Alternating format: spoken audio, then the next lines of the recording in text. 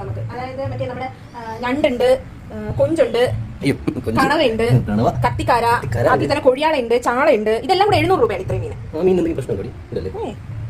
ലാഭമല്ലേ ഇത്രയും? ഇത് ഞാനിങ്ങനെ കട്ട് ചെയ്ത് ഒത്തിരി കണ്ടെയ്നേഴ്സിലാക്കി അതിന്റെ മേളിൽ വരെ വെള്ളം ആവുന്ന രീതിക്ക് ഫ്രിഡ്ജിൽ വെച്ച് ഫ്രീസ് ചെയ്താണ് ഞങ്ങൾ യൂസ് ചെയ്യുന്നത്. അപ്പോൾ ഞങ്ങൾക്ക് ഇത് ഏകദേശം 10-12 ദിവസത്തേക്കുള്ള മീനുണ്ട്. അപ്പോൾ ഇത് ഫ്രീസ് ആയി കഴിഞ്ഞാൽ നമുക്ക് ഏത് കണ്ടെയ്നറിൽ ഏത് മീനായിരിക്കുന്നതെന്ന് മനസ്സിലാവില്ല. അപ്പോൾ ഞാൻ ചെയ്യുന്നത് ഇതിന്റെ അടപ്പിലുണ്ടല്ലോ, അതിൽ ഞങ്ങൾ ഏത് ഫിഷാണുള്ളതെന്ന് പറഞ്ഞിട്ട് ഞങ്ങൾ അത് എഴുതി ഒട്ടിച്ചു വെക്കും.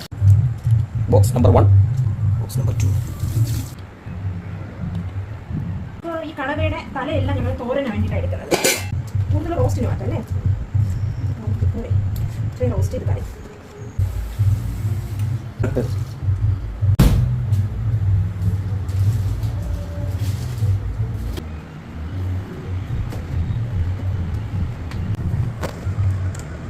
കപ്പ വൃത്തിയാക്കിയത്